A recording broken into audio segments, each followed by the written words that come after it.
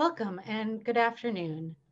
My name is Madeline Brosen. I'm the Deputy Director of the UCLA Lewis Center for Regional Policy Studies, and I'm glad to welcome you to the Perloff Lecture Series on Race and Transportation. Now, today we are here to welcome Professor Adonia Lugo. Thank you very much to Adonia for joining us. Adonia is a cultural anthropologist and the chair of the Urban Sustainability Department at Antioch University, Los Angeles. Adonia was born and raised in traditional and unceded Ashumahan territory and now lives and works in traditional and unceded Tongva territory. During her PhD program in anthropology at UC Irvine, Professor Lugo began investigating sustainable mobility, race, and space. During this time, she co-created Ciclavia and the organization known today as People for Mobility Justice. Dr. Lugo previously worked for the League of American Bicyclists in Washington, D.C., and is a national leader in developing bike equity. Now, in addition to her role at Antioch, LA, Professor Lugo is a core organizer of the Untokening and the co-founder of the Mobility Justice Research Network. Adonia and I have overlapped a lot in the greater LA bike world over the past 10 years, and it's really been a pleasure to interact and learn from her as part of the Mobility Justice Research Network and have an opportunity to really incorporate this work and her ideas into my own work. So thank you for joining us today, Adonia, and I'll give you the floor. Great, thank you, Maddie. Yeah, likewise. I'm glad to be here and seeing some familiar names in the participants list. Thanks to the folks from ITS and the Perloff series for bringing me in to be part of the conversation today. So I'm going to go ahead and shift to sharing my screen and just narrate that transition. Here we are. Okay, now we are in my slideshow. So I am joining today from my home in South Los Angeles, as Maddie said, part of traditional and unceded Tongva territory. And I'm also joining from a very unique physical state for me, which is 9 months pregnant, a state I have never been in before. This is going to be the last public appearance that I make for a little bit as I embark on a new journey of helping to foster the growth of a little human who I've been incubating for some time. So just to give you a little insight into the space that I'm joining from. So what we're going to talk about today is the human infrastructure of sustainable transportation systems and some of the analysis that I've been working out around how human-powered mobility can tie in with the just transition process that the climate justice movements and a lot of other social justice movements are calling for and working towards. So to get there, we're going to learn a little bit about kind of how my orientation to transportation started, coming from the field of cultural anthropology, and how in particular, I started looking at sustainable transportation through the lens of bicycling and what that represented to me and what it represents to a lot of the people I've collaborated with over the years. So if you look at what's going on in terms of transportation's contribution to climate change, this 2017 data for the state of California shows us that, you know, there's a big role being played, right? 41% of these CO2 emissions are coming from the transportation sector. I didn't get enough backstory on this graph to tell you if they're including the goods movement sector as part of transportation here, or if they're referring primarily to personal transportation. There's probably some that's in industrial, some that's in transportation, but clearly, looking at transportation and climate change, if that's something, you know, you feel concerned about, you feel motivated about, which for me in 2007, when I was starting my PhD work, I felt very motivated about climate change. It looks like we need to do something to reduce carbon emissions in transportation. And so that was my first introduction to thinking of bicycling and other multimodal forms of transportation as something that could play a role in terms of combating climate change. And what I learned when I started recognizing, oh, okay, so I'm studying anthropology, but it turns out there's this whole field of transportation studies. There are many different subdisciplines where people are looking at these issues of, of how people are traveling, how do we get them to travel differently. There was a big emphasis on looking at mode share. In terms of, the issue is people are traveling too much in one kind of mode, that is driving in personal cars alone. And what we need to do is replace those car trips with multimodal transportation.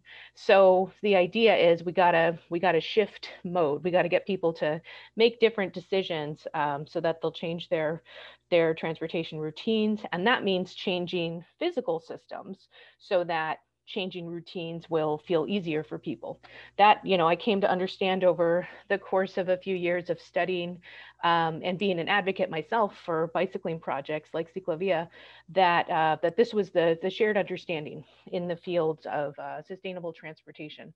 And so the images that I put in here refer to the sorts of images that often come to mind or are part of the discussion when we're talking about promoting multimodal transportation. So, figuring out ways so that people can be biking more, feel safe enough to be biking with kids, putting in public transportation systems that are thought of as having more of an appeal to people than buses, and then tools like WalkScore, which can tell you, what are the amenities that you can walk to in a neighborhood, and how do we kind of increase those sorts of opportunities and incentivize them. So again, the focus is on what kinds of physical systems can be changed so that we can get people using more modes of transportation. From another standpoint, if we're looking at what are other approaches that we could be using in terms of thinking of how we need to change and adapt because of climate change, in the environmental and climate justice worlds, the approach really starts with looking at which communities have borne the greatest harms. And are they centered in change strategies? So physical systems are there, like the images I put in here point to the way that industrial pollution is, has long been recognized as an environmental injustice that often burdens low-income communities and communities of color. This other image is, a reminder of last year's really egregious incident where jet fuel was sprayed over a number of low-income communities in LA County. So there's this awareness that, these harms, they're coming from systems and we need to change those systems, but starting from recognizing who has had to bear those harms and what kind of a role are we giving to those people in designing the systems to be different. So again, just thinking about what are the contrasts between starting with looking at the physical systems and how they can change versus looking at which communities have borne the greatest harms and how we understand what needs to change from that standpoint. So if you look at transportation and start defining, what kind of harms have occurred and in which communities, there's a long list, right? We know that freeway construction has been a burden in particular for communities of color and low-income communities, both dividing neighborhoods, losing housing, creating pollution corridors. So we have these greater asthma rates in places where people have to live near freeways. There's goods movement also happening along these infrastructure corridors. And then you have infrastructure that's been abandoned. So this is a screenshot from Google Street View of an intersection not too far from where I live at Vermont and Slauson, where there is a heavily used bus stop. This is a place where the 204 and the 108 buses cross. And so there's lots of people who, transfer between those buses. And these are the kind of conditions they have to be waiting in for the bus. You're right next to this freight corridor that's not currently in use, and then very close to street traffic. It's not a super fun place to be waiting for the bus, I can tell you.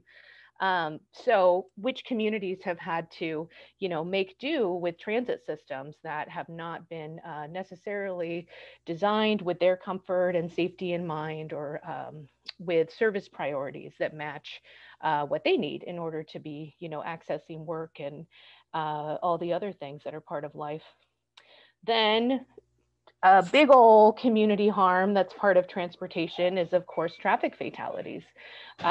In the active transportation world, we tend to focus more on, people who are killed while they're walking and biking. But I think it's important to recognize that any traffic fatalities that occur, whether somebody's inside a car or not, are, should be seen as a problem, and actually a horrible burden that we've accepted for our communities. Increasingly, one of the community harms that is developing from transportation is the growth of a new set of industries around mobility services, where people can be mobility workers, but not classified as employees, having to deal with really having extremely limited role in terms of their power as workers on the job, rideshare workers, delivery workers. So there's an image here of a driver holding up a no on Prop 22 sign, proposition that passed here in California a couple months ago. So, the way that the transportation industry has been growing, or sees itself growing in the future, is not necessarily expecting to put communities first. And then this last image here is something that I just found when I was searching for stuff today that really caught my eye, because it's a road closed sign for a slow street. I think this is from the DC area, a neighborhood where I used to live called Brookland.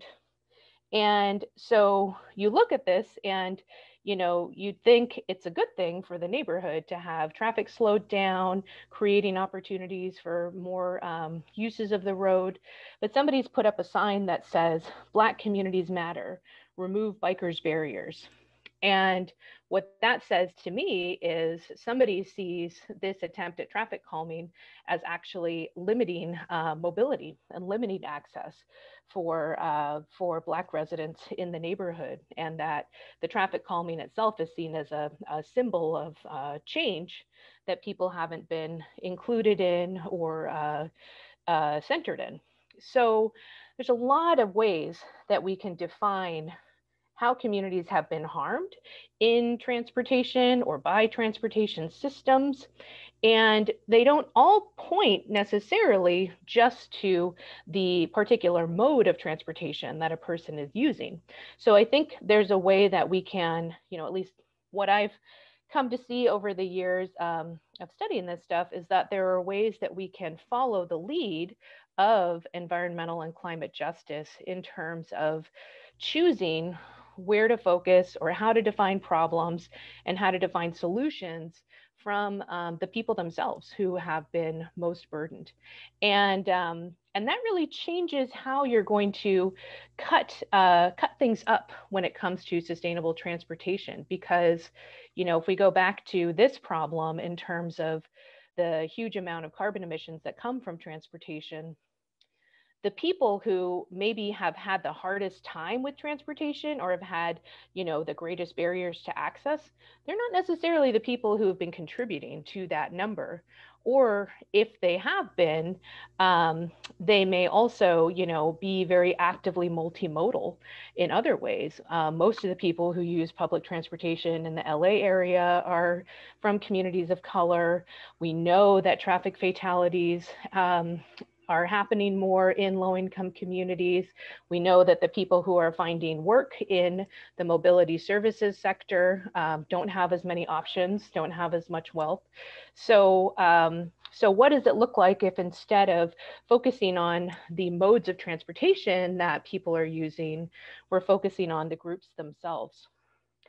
So I can say all this now without, really batting an eyelash. But when I got started in doing this kind of work focused on, wanting to reduce carbon emissions and address the role of transportation and climate change, I was, just a hardcore car-free person who really strongly believed in the potential of bicycling in particular as this way to get outside of what seemed like clearly a very bad system that we were having to participate in for transportation. And what I've learned over the years is that I was joining a culture. There's this culture of looking at bicycling as a vehicle for self-determination that has been in development basically since, you could say, the 1960s or 1970s in the US and in other parts of the world.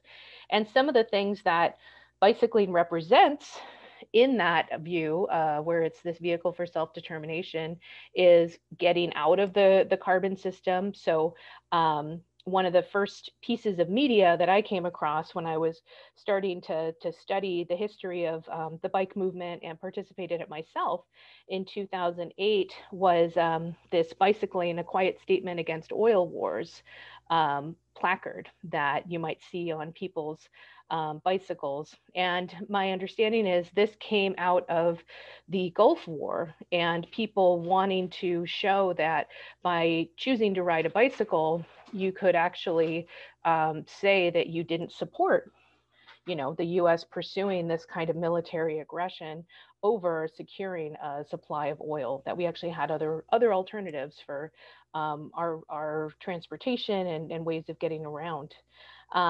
I've also got an image here from the first bike repair co-op that was set up in Los Angeles called the Bicycle Kitchen, or Bici Cocina. And this model of people teaching each other how to repair bicycles also has a long history, and for lots of folks is very much tied to how the bicycle is a very cheap way to get around and low tech. So if you're interested, you can pretty easily learn, you know, what connects to what, how to repair things. That's not to say that all bike repair collectives create the most welcoming environment in which to do that learning, but there is often a principled desire to be giving people access to a popular education approach that then lets them have more control over their transportation costs and how they're getting around. Bikes Not Bombs is an organization that grew out of similarly wanting to see ways to use this simple technology to short circuit more imperialist views on how the US was relating to other countries. Someone else I've got pictured here is Major Taylor, who's an incredibly important figure in the history of not just bicycle racing, but also the bicycle clubs, in terms of, you know, who belongs to that culture and who has a place in it. And he has a very very interesting life story that he documented himself in an autobiography he self-published before his death in the I think he published it in the 20s. But Major Taylor, you know, at a time when bicycling was an elite sport at the turn of the century, he was by far the best bicycle racer in the US and I think in the world, and encountered just vicious racism as part of pursuing excellence in the sport. And you know, just had to live through you know, basically being in races where he feared for his life. Like if he came to a stretch of road along the race where there weren't people around, he would feel very scared that the other racers who were white, who had been threatening him at the beginning of the race, would catch up to him and make good on their threats of physical violence. And you know, at various points he was knocked over during races, harmed in different ways, and yet he was just the best at what he did. And he has just been a very important symbol, especially in recent decades, for Black bicycle clubs, multiracial bicycle clubs, and really means a lot in terms of the potential for bicycling to be something that is tied to community empowerment and breaking through racism. And then the other images I have here, one is of a BC Machina, which is an example of using human power for doing various kinds of tasks. I think they've got a blender going here, but there's really cool stuff that has been developed in, what is the country? I think it's in Guatemala that there's this BC Machinas co-op. So putting bicycle technology to use to empower people and give them more access to, running small businesses, stuff like that. And then the last image is the Youth Bike Summit, which is a very cool annual conference that gets put on by community bike shops from around the country that do programming with young people, where they self-organize and create panels and topics and come together to discuss their concerns about bicycling. So I'm sharing all of these examples, and there are a gazillion more, just to point to how, for many of us who become bicycle advocates or see bicycling as somehow part of a more justice-centered solution around climate change, it means something transformative. It means something as a statement of change. And so it really makes you question. So if, again, we go back to the fact that within the kind of mainstream way of looking at transportation and how do we promote sustainable transportation, there's this focus on physical systems changing. Should bicycling fit into those physical systems, or can bicycling be something that actually points to how we need to transform our transportation systems? And so the image on the left here is how a bike lane can fit into road design, where you have, an idea that everything, has its right place to be traveling. And the image on the right is from the LA event Ciclavia, where the idea that we imported from Bogota, Colombia, with bringing that to LA, was that when you transform a street, even temporarily, you're giving people an opportunity to see things differently and maybe bring some changes into their everyday lives. So even though on Monday, the street's not going to have this same kind of closure where no cars are allowed, maybe because on Sunday it did, you might feel a little more comfortable being out there on a bicycle or being out there as a pedestrian.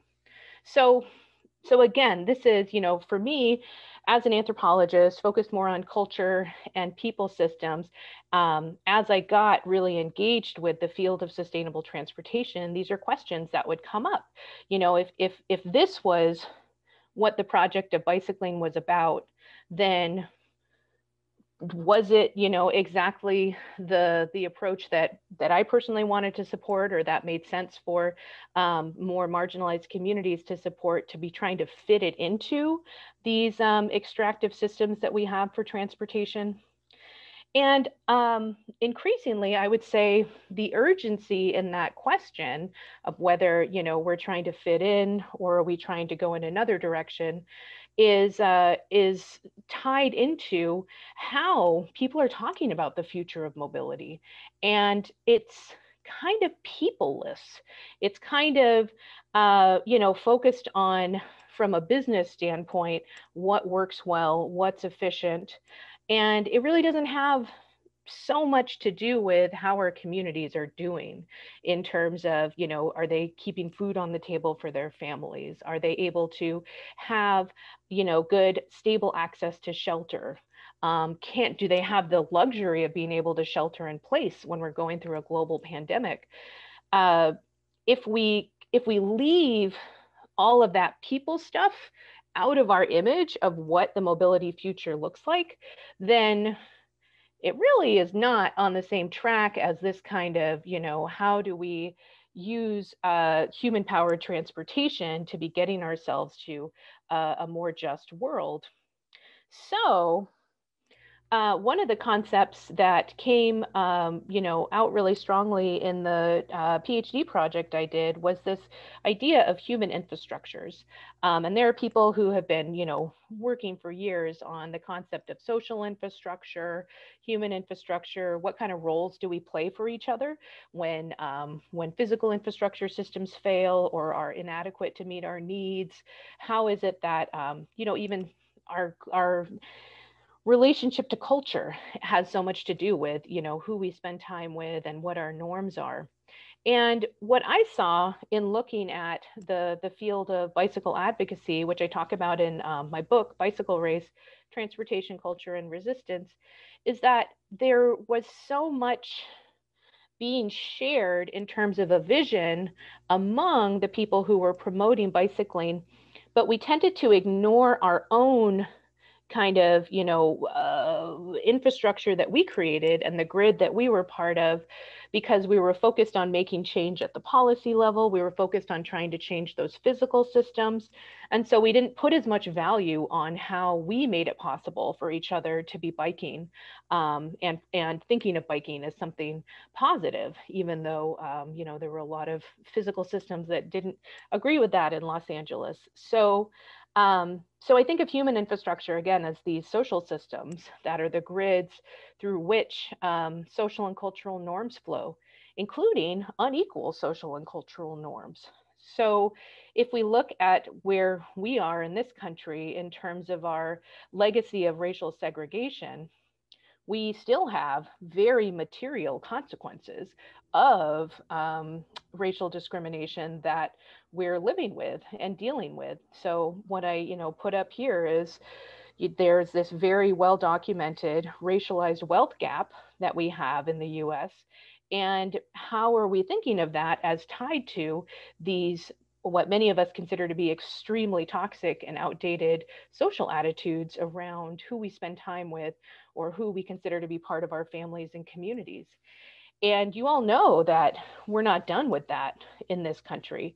We are still very much in a transformational time where there are plenty of US citizens who see themselves as, being able to opt out of being part of a multiracial community or part of a world where we're beyond racial segregation and that sort of thing. So we got a lot of work to do around continuing to investigate how we interact with each other and how we, define problems, define solutions on whose behalf, what kind of strategies we come up with. A lot of that, is still being built in a way that includes our marginalized communities and our communities of color who have been shut out. So the other thing that stuck out to me about human infrastructure as I was learning about it through looking at transportation was not only is it how we tell each other, what's right and wrong, what are right and wrong ways of traveling or behaving in streets. It's also a place where we can make a lot of change around how we're doing that behaving. So for me, more and more, I would be aware of how colleagues or collaborators in transportation spaces I was part of were putting the emphasis on those physical infrastructure systems and not as much emphasis on these human infrastructure systems. And so that's really where I've focused my interest for the last almost a decade. So what I have here is a screenshot of the cover of a book that came out in 2000, what year was that? 2012, which was the 20th anniversary of the bicycle event, Critical Mass. And Critical Mass, if you're not familiar with it, is a monthly bicycle ride that first emerged in San Francisco in 1992. And the idea is creating a political direct action space made up of people on bicycles that then flow through a city, and through riding together, they're creating a statement about what's an appropriate use of the road. And so Critical Mass had a very strong global moment where the rides, got started in many different cities. Here in Los Angeles, critical mass started in 1997. And today, there are still critical mass rides in many parts of the world. In LA, it's been on hiatus because of COVID, but I think when it's happening, I think they credit themselves with being the biggest critical mass ride in the country. And it's really fun. Highly encourage anyone who hasn't been part of LA Critical Mass to check that out. But the idea of this critical mass approach is, again, that change can be happening, shift can happen among us, in how we're spending time with each other and how we're interacting with each other. And then the physical systems that also should change because they're also emergent from toxic social relations. That's also part of the project, but it's kind of like, where are you locating agency? Who are you saying has a role and a voice in defining what change should look like? So over the years, I have shifted from being as focused on bicycling as this particular mode, or form of transportation through which to have these conversations about social justice, racial justice, how all those things fit in with transportation, and shifting with a number of other folks who I'm in dialogue with to talking about the concept of mobility justice. And I'm part of this group called the Untokening, which was created in 2016 as a kind of response to a number of people of color, queer folks, women, people with disabilities, others who have an experience of being others, who worked in sustainable transportation, really recognizing that we were going to just have to keep being in a combative mode if we continue to be in those spaces. And even though lots of people, needed to stay in those spaces because it was their job, maybe it would be good for us to create another space that could be more focused on defining sustainable transportation and defining mobility in ways that we knew could be more responsive to our community concerns. And so we ended up using the term mobility justice to talk about that.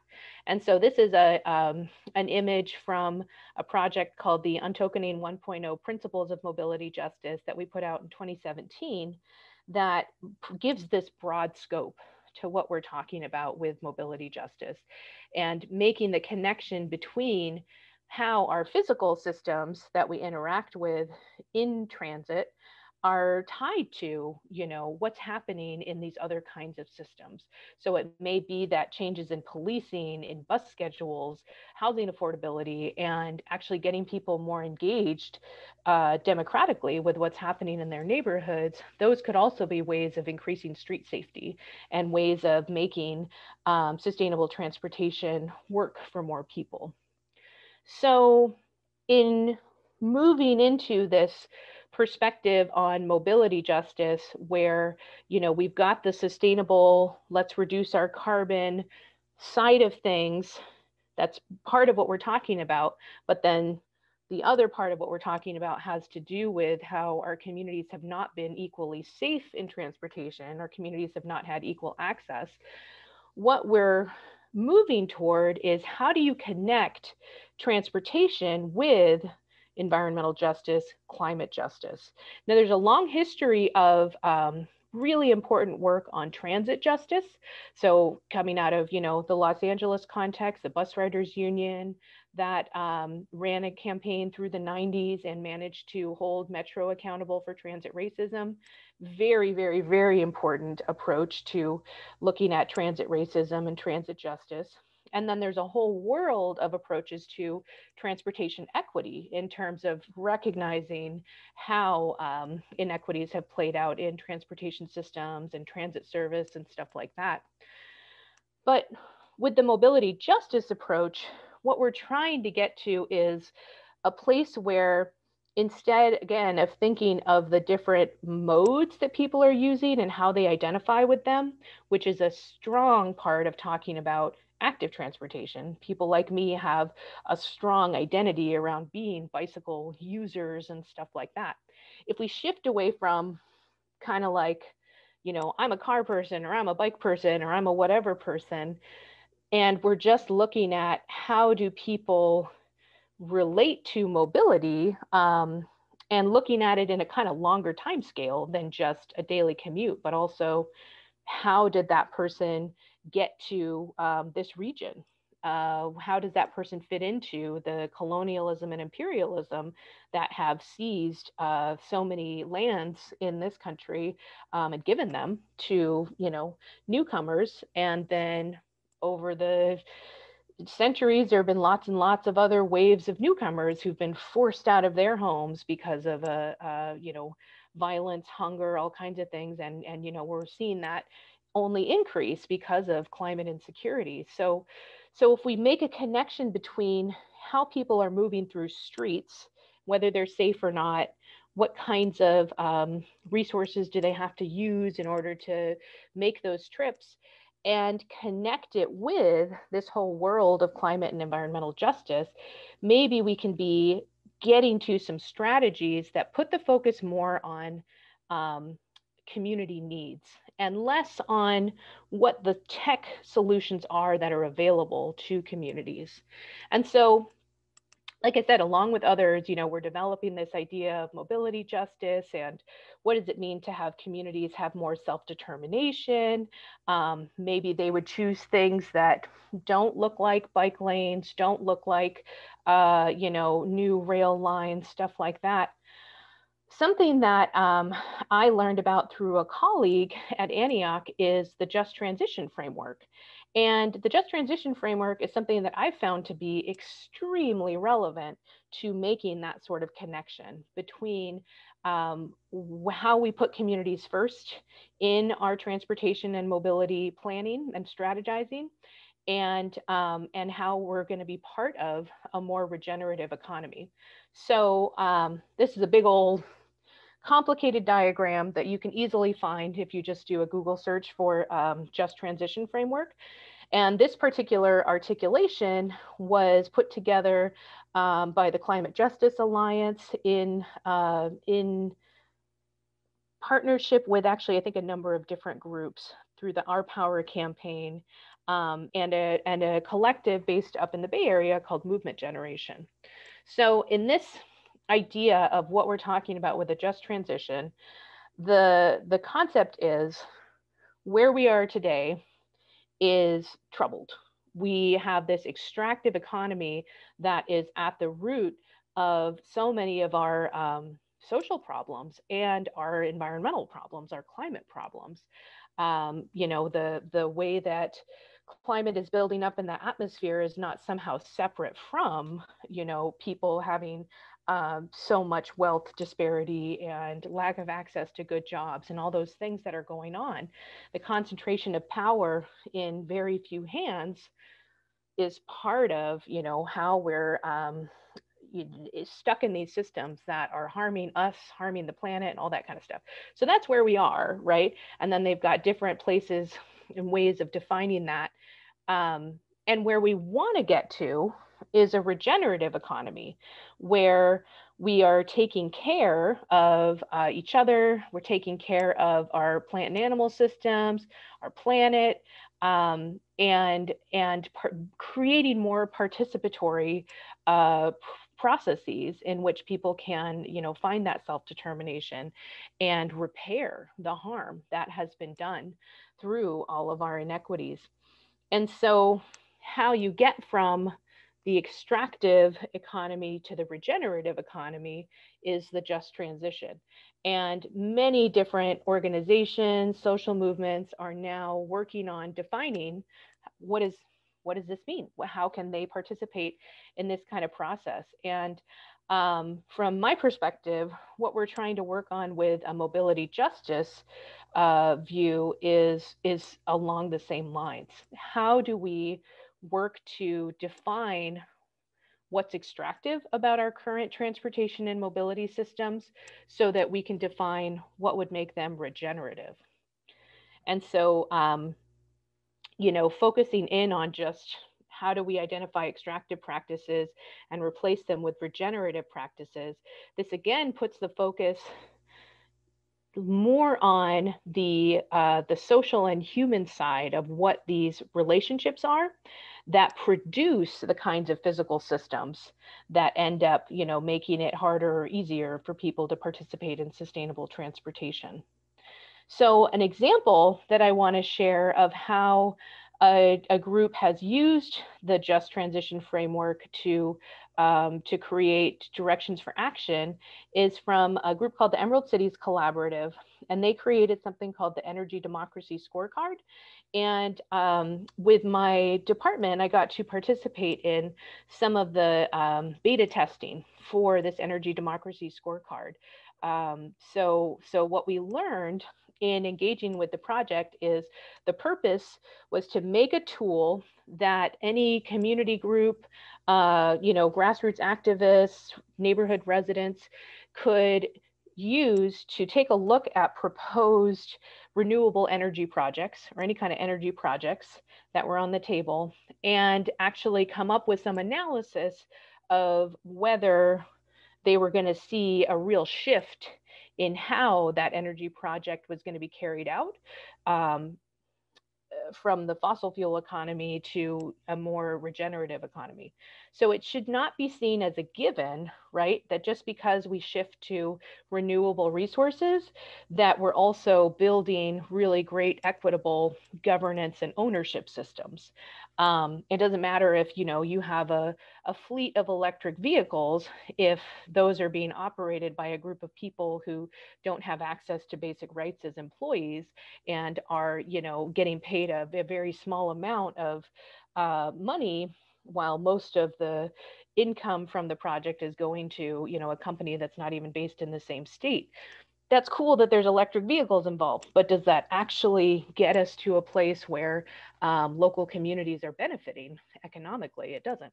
So the idea with this energy democracy scorecard was giving local communities a way to define, in terms that made sense to them, whether a project was going to reach energy democracy goals or not.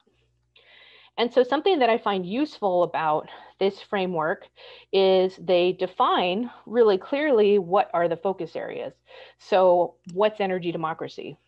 So they came up with these 4 major issues that fall under energy democracy. So social justice is part of reaching energy democracy, regenerative energy, so the type of energy that's being used, what they call the moral economy. So how are people related to each other through ownership or workforce development? How are those social and economic relations laid out? And then governance in terms of how decisions are made. So they define a goal in terms of, this is energy democracy. Here's how you can rate how well a project is doing. And they also define harm and healing. So again, it's not assumed that because something has a more renewable energy source behind it, that it's going to be equally good for everyone. It's putting this into the historical context that so many of our inequities have taken the shape of community level harms based on, what racialized community people are part of, class, all those different things. So I think they specifically use reparations language in here, pointing to the fact that for people who are descendants of slaves, for people who were forced off their ancestral land, for people who have lived with the cumulative effects of those deep, deep harms for generations, there is a special kind of reparations that's needed. So what I've been interested in seeing in the transportation and mobility world is, what can we do to apply this same kind of thinking to what we want to see in terms of sustainable transportation? And, what are the extractive practices? What are the regenerative practices? And, the best example that I can see right now of how that's playing out is with some Black-owned regenerative economy mobility projects. So here in Los Angeles, the Ride On Bike Shop and Co-op in Leimert Park is a really good example. And up in the Bay Area in Richmond, Rich City Rides is another example. And these are both worker-owned cooperatives that are Black-owned and multiracial led. And they are part of a much broader network of worker-owned cooperatives that communicates not only nationally but internationally. So they're part of these infrastructures that extend beyond their local regions and extend beyond being, primarily bicycle shops, to tie them into this idea of a regenerative economy that is based in something other than our more extractive kinds of models.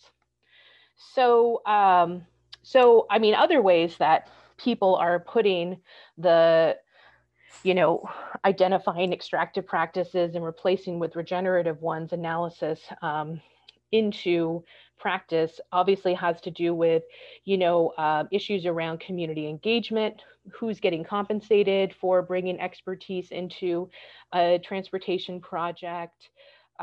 There is a wonderful, abundance that has been growing of Black-led, Black women-led organizations. I'm thinking in particular of like the Thrivance Group, Black Urbanist, places where people are actively, as consultants, working on shifting the dynamics of how our transportation planning processes go.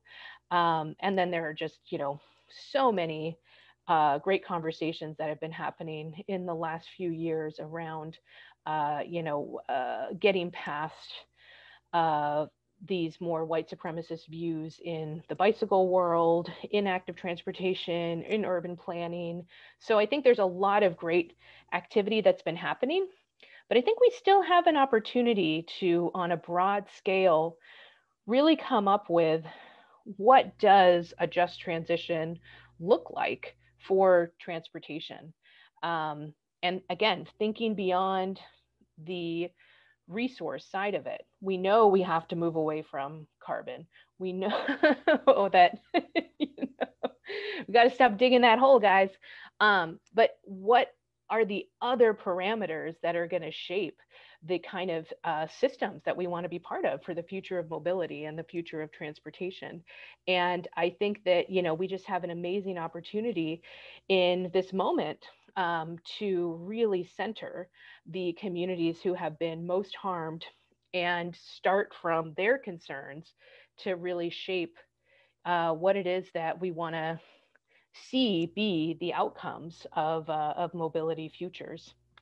So I think I'm going to go ahead and stop there and have an opportunity to look at the chat box and the Q&A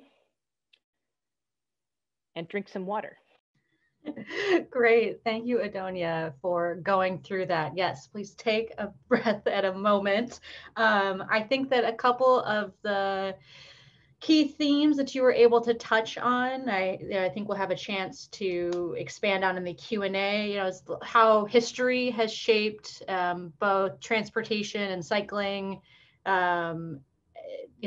in some of these early examples, but also kind of in the recent history in transportation in LA, how we're thinking about shifts from kind of individual modes to people and a mobility justice framework. And then also just about the opportunity to make connections between fields. I mean, I think that that's one of the really great skills that you bring as an anthropologist in transportation, is like a very clear idea that, we cannot, that the solutions are going to be interdisciplinary. And so looking to opportunities like people are thinking about in climate justice and the just transition gives us a lot more intellectual tools and I think kind of an expansive view of where we're going to go. So thank you so much for touching on those.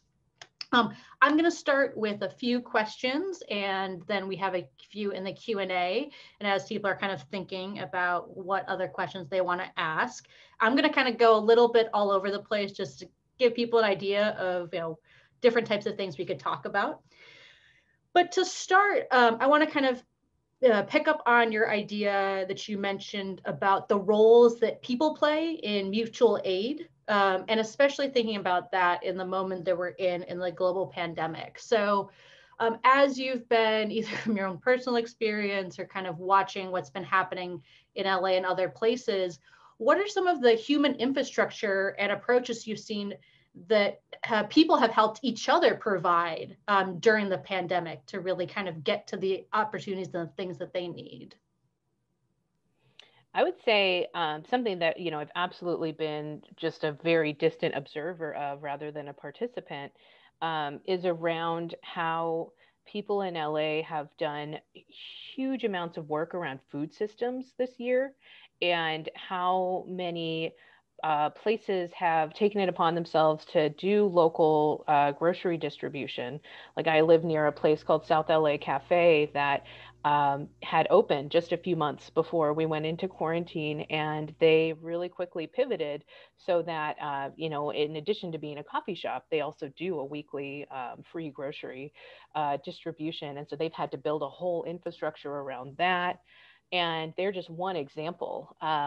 There are places that have shifted more from being restaurants to being more community kitchens. I know that there's been massive integration across, formal homeless service providers and then volunteer-based groups that want to be helping with resource distribution, all kinds of things like that. I think that I've been really impressed by the creative resilience that has emerged around food systems. And then, of course, urban farming, which has been a big deal in LA for a while. I'm seeing more and more projects that are specifically about Black urban farmers.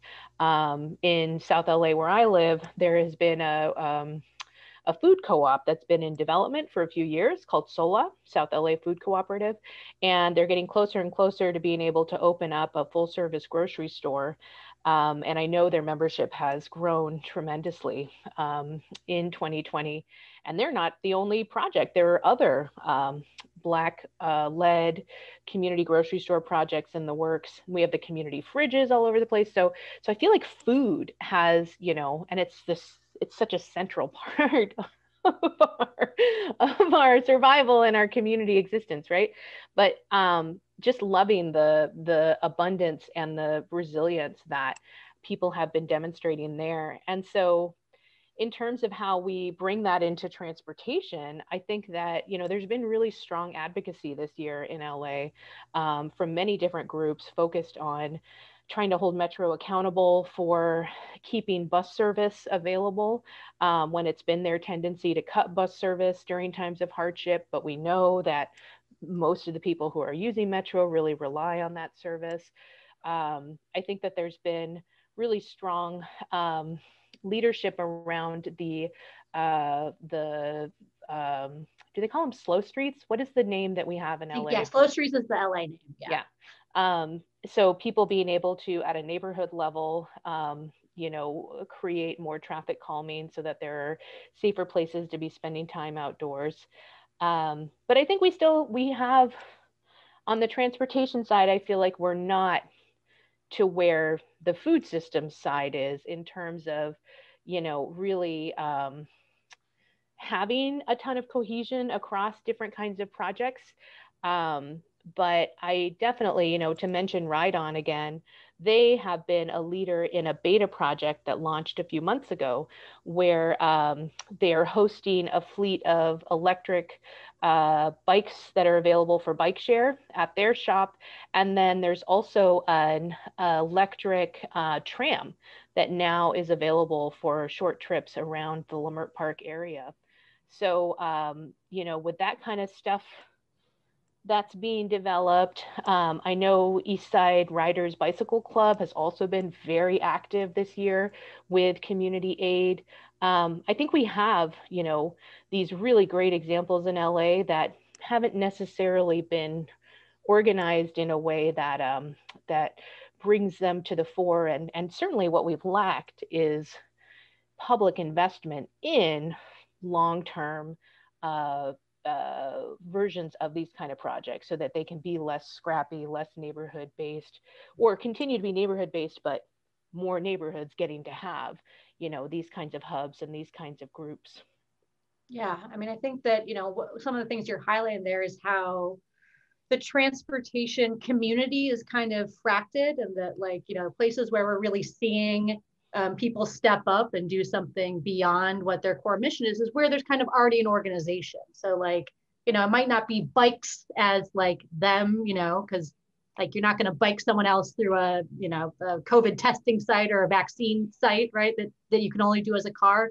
But what is this resource as a group that wants to serve community? How can they actually kind of play a role in just helping people, right? And so, like, you know, what are some of the entrees into just figuring out these connections, like food and other industries have just been kind of easier to do. So I think that's going to be really interesting, is that rather than trying to kind of, oh, how are we going to create a transportation coalition, but how can public agencies resource and build on ones that are already out there. Mm-hmm. And, you know, another group I want to mention is Rideshare Drivers United, which formed as part of the protest to the Trump travel ban, which was that back in 2017. So they've been growing as an organization since then, and were very active in the No on Prop 22 campaign, and represent I don't even know how many hundreds or thousands of rideshare drivers in the area. And what I would love to see is where can we create more connection across the, you know, kind of tech services side of things and the transportation and mobility justice side of things. And I know that the public-private partnership that funded the pilot project in Leimert Park I was talking about with the bike share and the tram was LACY, the Los Angeles Clean Tech Incubator. And I think that, you know, the more that we can see where the connections are here, not just in terms of what are the mobility technologies that could be introduced, but what are the economic relationships of mobility that could be more sustaining for communities, and where can tech play a supporting role in that. We have good potential here in LA to explore that. Yeah, definitely. So in the picking up on this kind of coalition idea, I kind of ran through them quickly in your introduction, but I do want to make the point of how successful you've been in creating spaces where different people come together and learn from each other. And that there's not necessarily even, that there may or may not be really a stated goal, but it's really just kind of a coalition building.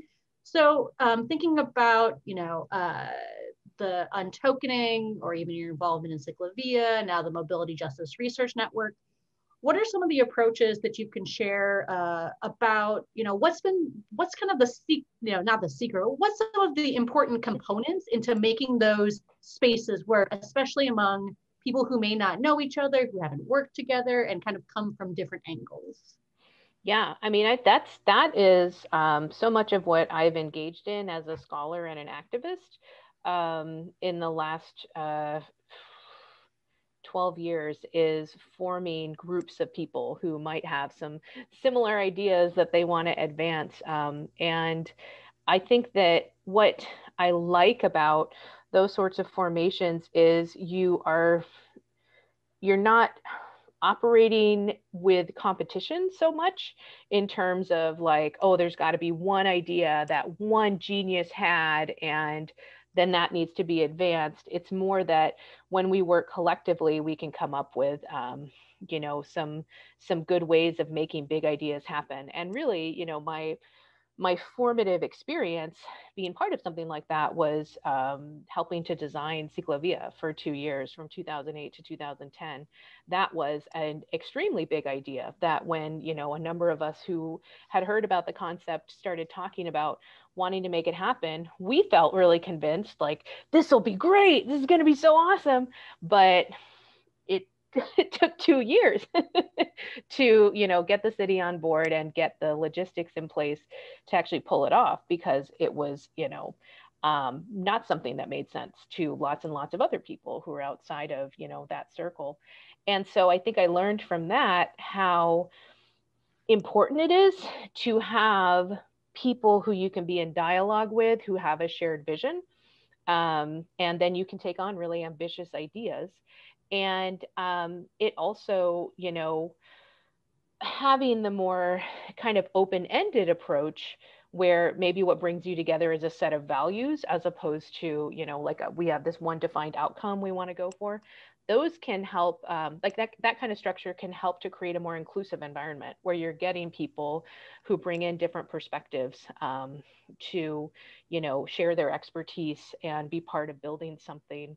And, it's just, that's kind of personally my comfort zone. I really like to be in collaborative environments. And so having spent a lot of time, creating networks of scholars or activists or, people working on different kinds of things, I think that what works in those spaces is to be warm.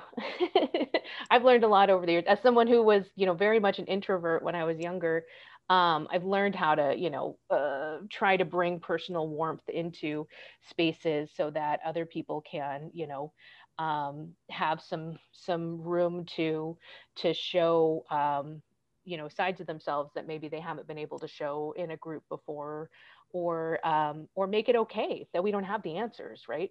That it's okay for us to be passionate about wanting to change things. So, for example, the work that I got into with the untokening is specifically creating a space that centers the lived experience of people from marginalized communities. And so in that space, a lot of us, have the experience of working through imposter syndrome or feeling like we weren't actually, qualified to be in a space, or the things that concern us are different from what might be concerning to, people who are coming from a different lived experience. And we've been told over and over, like, that's not important, that's not, relevant and stuff like that. So being able to be in a space where you get to share that, not only share that experience of having been told that what's important to you is unimportant, but then also, all right, so let's treat it like it's important. That can be really fun. Like, it can be really fun to get to, spin things out with people without the constraints of how is this going to fit into a grant funded, set of outcomes, or how is this going to fit into a particular, implementation plan, that kind of thing. So, and the other, I definitely think my approach to doing that kind of group-based work was very shaped by being a member of the LA Eco Village intentional community in Koreatown, where I lived from 2009 to 2011, and then again 2015 to 2017. And the founder of that project, Lois Arkin, gave me some advice when I was early in my PhD work, where I had, again, coming into studying bicycling and transportation as an anthropologist, at first I thought, nobody's looked at this before. I don't have anything to, learn from. And then as I started to find, like, oh no, there are some scholars who have been doing this kind of work, I got kind of panicked, like, so does that mean I shouldn't be trying to do it? Somebody else already did it. And Lois, I must have been talking to her about this. She gave me this piece of advice that was, if you're the convener of the group, then you're always going to know what other people are working on, and you won't have as much of that sense of insecurity. And I was like, so I've been doing that for quite some time now. And, but things have gotten to a scale with, mobility justice work that I also feel like I'm kind of out of the loop as a practitioner at this point in time. There's been such a fantastic growth of people in planning and scholarship and activism who are really bringing their, lived experience into what they're doing. And I don't know them all anymore. And I think that's a really good sign. That's great. I mean, I think that the key themes there are about whether it be a research collaborative or relationship building with a public agency or among nonprofits, this warmth and opportunities to be vulnerable and to be honest about what you do and don't know and just bring your passions, I think is a, if that's an ingredient mix, I think it's a pretty good one. So thanks for that. Jacob, do you want to, I know we have a number of questions in the queue. Do you want to go ahead and ask one of the audience questions next? Yeah, thank you so much. This is a really insightful discussion so far. First question is from Carla Mays and goes back to some of the things we were talking about earlier. She asks, how does biking solve real mobility challenges of access to food and essential services for folks and their families in South LA? And she says, as a third generation Black Angelina, my family continues to this day to have to go to Torrance, Long Beach, Cerritos, West LA for education, groceries, and medical services. She participated in the 2014 South LA Ciclovia. It was fun. However, it did not serve as a mobility solution. And so she concludes, how do advocates work on equity and mobility versus lifestyle equity? Yeah, I think, Carla, that's a really fantastic question. And I think you're absolutely right. You know, how does biking solve those real mobility challenges? Does it? I think it's easy to say in many ways, no, it doesn't. And I think it's, a good example of how if we look at biking as a tool that's in a toolkit, right, then there might be roles that it plays in terms of, delivery or one piece of the puzzle. Could be, doing some of that bicycle powered, smoothie making at a farmer's market, who knows? But the key is that's not a total solution to this big complex problem that communities are dealing with, right? And so we need to be looking at those mobility challenges as something legitimate that isn't going to be solved with one, bike lane or something like that. I totally agree. And I think this is an area where, what you're speaking to is also around land use and the need to be ensuring that there are more community-owned spaces where food is being grown, where food is being sold or distributed. And, I think there are people who know better than me what the state of things is in LA around getting more agency support for community land trusts and being able to, ensure that there are going to be spaces secured, off the market so that there can be this kind of community nourishment happening with housing, with food, all kinds of things. So yeah, just want to echo that as fun as something like a ciclovia can be, does that on its own solve these issues or point to how we solve these issues? I don't think so. I think there's actually more strategy that's needed to put that in context and be part of something that people feel like is actually responsive to the challenges that they're facing. Great, thanks. Jacob, next question. Yeah, the next question we have is from a practicing planner who asks, how do we do outreach during the pandemic? She says that they're trying to reach community members during COVID to get input on long-term land use planning, but obviously there are difficulties right now. So what are your recommendations? And I guess I'd add also after COVID, because the system wasn't working before that. Yeah, I have not personally done as much of the having to pivot to do the community engagement work remotely, but somebody I work with closely, Monique Lopez, who has a firm called Pueblo Planning, has done a lot of that work. So I would encourage you to look into any kind of, writing or speaking that Monique has been doing with Pueblo Planning. And I'll put a link to Pueblo in the chat box. But overall, I mean, like Jacob was saying, these questions predated COVID. And what I would really love to see is, kind of similarly to how can we take the focus off of mode share and put the focus on, centering the communities who have been most harmed to define what, the mobility future looks like. With community engagement, how do we actually just kind of, let go of that model and build a model where community engagement isn't one part of the process, but it's kind of the whole process. So you have more community members who are employed, not just getting us a small stipend or a gift card to be offering their expertise, but are actually economically integrated into, how we're doing local planning. So let me get that link to Pueblo before I forget. Yeah, I think the other thing that we've heard at a couple of other presentations this year is about ensuring that whatever the relationship building community engagement process is actually listening, and that, that there may be things that the people engaging with are saying that might be outside of the project scope, and to not be dismissive of that.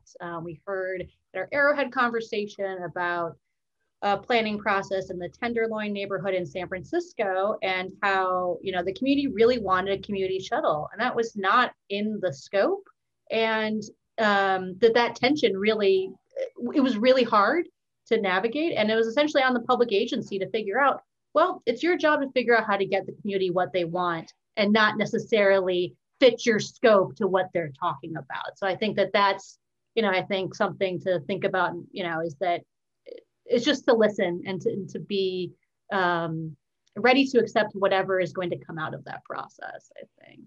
And that's, that is so totally, I think it's a hard lesson, because so many of us get engaged with planning or policy work, or, any in transportation, but across so many sectors, because we feel strongly about something. And so, in my story, I felt strongly about climate change. And so it was like, how are we not getting more people in this beautiful sunny region to be riding bicycles? Like, it makes so much sense.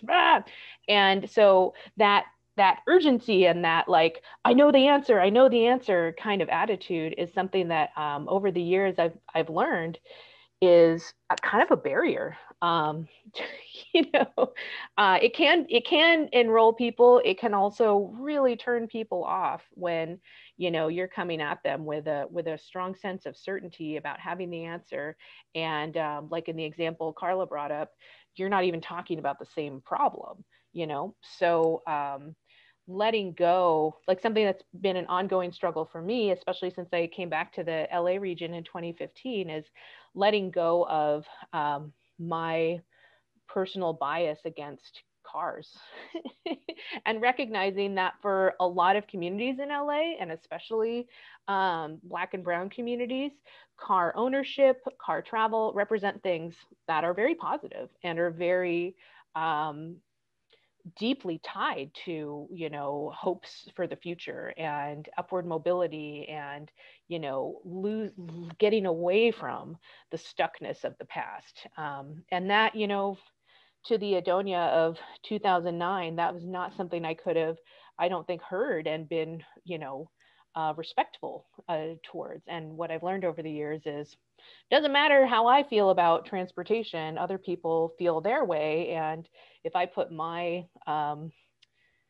judgment on them, and then go out and advocate for things that match how I think the transportation system should be, unfortunately, that's shutting off, and it fits a pattern that people are familiar with and they can hear it. And that's why you get, somebody putting up a sign that says, Black access matters on a slow street, traffic calming device. So we're not, people notice when when you're leaving them out of the story. Definitely. So Jacob, I think we had another question about research approaches. Yeah, a great question from Miriam Pinsky, who asked sort of on background of this whole presentation, how do you approach transportation research as an anthropologist? What kind of questions are understudied, and what value would the anthropological perspective add to those kind of questions? I think there's a lot of potential for, other kinds of questions than what I've worked on personally. So I would just say, there are many kinds of questions, but what I've done, so my starting point coming from anthropology was, our core method is what's called ethnography, where we do a lot of witnessing of how people are living and, leading their lives. We do interviews, we do participant observation, where you're at an event and maybe part of it. I knew from day one that when I started my PhD that I did not want to be replicating the colonial power divide that is so much a part of the history of the field of anthropology, where historically white anthropologists from the US and Europe would go to other parts of the world and observe people in a more kind of like, zoological way, and then write about them. And that was what ethnography was. Over the decades, there's been a ton of critique of that model. And so ethnography today is actually way more about the anthropologist in some ways than it is about the people under study, because we recognize that, hey, people actually need to speak for themselves. We're not, there's not like some magical power that I have as an outsider to come in and really understand, your people. That is such an outdated attitude. But anyway, so that was something I really strongly was aware of when I started my project. And so I wanted to be, what I ended up deciding for my dissertation project itself was that I wanted to be in dialogue with people who were more like my peers or had more power than I did. And so I ended up studying bicycle advocates and being a bicycle advocate myself. And then also studying, urban planning processes and how things fit together in terms of advocates and industry and policymakers and stuff like that. So, so the methods that I ended up using was, again, a lot of being in meetings with people. Like I was the secretary for the 2 years of formation of Ciclavia. I was the person who was taking notes in all of our meetings, which was helpful both for the group, but also for me to be kind of grasping, like, what were the themes we were talking about? What were we envisioning? And then once I moved on from my initial project, I started to see that there was a need for illuminating the lived experiences of different kinds of people that could be useful to developing bicycle advocacy strategies. So the first project that I took on was when I was living in Seattle in 2012, where, moving from Los Angeles to Seattle, being part of a bike advocacy community down here, and then learning about the one up there, I went through some culture shock because, Seattle is not as much of a multiracial place as Los Angeles is. And what I found was down here in LA, I had more interlocutors who shared a perspective on the importance of looking at racial injustice alongside transportation, because we ourselves came from racialized backgrounds where we knew, we could see, that transportation had certain kinds of meanings in our communities that maybe it didn't have in, transportation planning and sustainable transportation spaces. Up in Seattle, it was more of the latter. It was like people were, white people were really sure of what needed to happen to promote bicycling in the city. And so I started to witness this kind of tension where there would be community advocates in parts of Seattle that were undergoing gentrification. Like Rainier Valley was one of the neighborhoods, places that were more on the southern end of the city and that were having light rail just start to get to them. And there would be these disagreements between people who were supporting light rail or supporting bicycling, and then community advocates who were representatives of communities of color or immigrant communities who didn't want those things in their neighborhoods. And so it occurred to me, maybe if I could do, structure an interview project where I went and interviewed those advocates, I could like humanize them to the bicycle advocates and be like, look, these people care a lot about their communities. They're not just NIMBYs. They're not just, trying to, protect their property values, whatever. And that was a really interesting project. I got some funding for it from a couple local bike organizations, and just got to spend time, listening to these really dedicated advocates who were, running community-based organizations and stuff, talk about their experiences with bicycling. And so I put together something called the Seattle Bike Justice Project. I think you can still find it on WordPress and just put up those interviews.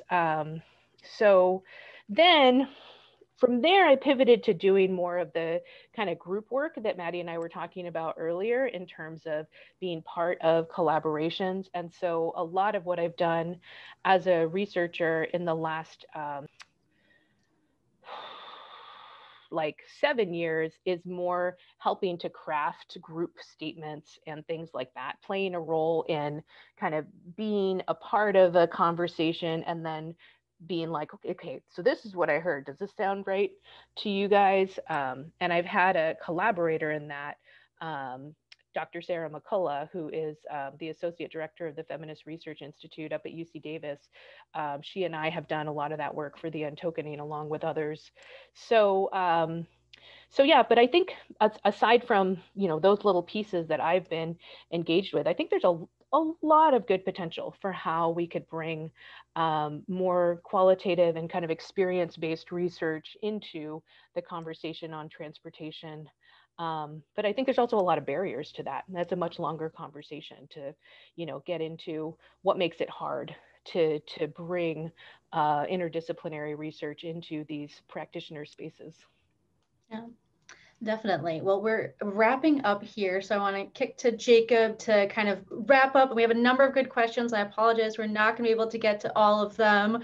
And as Adonia said, she's going to take some time for herself for after this. So I don't want to say, oh, we'll get to them afterwards. But Jacob, do you want to kind of wrap up a few of the questions in our last question here? Yeah, so I'll combine two questions, one from Lawrence and one from Robin, about the sense of urgency to all of this. Lawrence asked, I hear you saying that the transportation system is moving too slowly toward a regenerative system. How do you see your untokening mobility justice efforts accelerating this change? And then Robin asks the natural follow-up, how do we address both the urgency and the community engagement piece together? Yeah. Good questions. I do think we have been too slow. I think that there's been a really dominant focus on the development of autonomous vehicles, electric vehicles, and concepts of shared in transportation that really don't have to do with shared in an equitable sense. It's more like this guy owns a company and then a rideshare driver shares his car that he pays for with the company and gets paid a tiny amount of money, to do that. So I think we do have, some momentum we could pick up in terms of defining another vision that many, community groups are enacting around, defining how they think sustainable transportation should look in their neighborhoods. But we don't have the same kind of industrial strength behind what we're doing. So I was just in a conversation yesterday with somebody who's part of a multinational transportation think tank about how, I think it could be good if we started to see some more accelerated narrative creation around what is the mobility justice future, and how it can incorporate these amazing innovations, but they need to be put in their place. Otherwise, we're going to keep putting Black and brown people in their place, and we need to stop doing that. We need to actually, repair and move into a better way of relating to each other. And on the other point, which Jacob, you're gonna have to jog my memory. It was, or I can look in the Q&A. From Robin Chase. From Robin. Oh yeah, the urgency and community engagement piece. I think the best way to do that is support the work of Black Lives Matter and other groups who are really, talk about sense of urgency that we should be lending, right, to our community members who have had to deal with these injustices for so long, right? So how can we balance or bring the same sense of urgency that, you know, maybe some of us feel about climate change to the project of prison abolition and diverting spending so that it can be, you know, enriching communities instead of policing them. And you know, there's a lot of urgency there too. So how can we just bring our urgency together? And that's so much of the promise that I see in the climate justice approach, is that these are not separate crises that are happening. This is the same crisis. Our environmental degradation and increasing you know, bizarre weather and climate insecurity is part and parcel of these same systems that have been kept alive by extracting from humans, and in particular, in this country, Black humans. And so yeah, so I think bringing the urgency to the table is great. We just have to be there and you know, on the same page about what the project is. Well, great. Thank you so much for those final thoughts, and for everyone who has joined us today.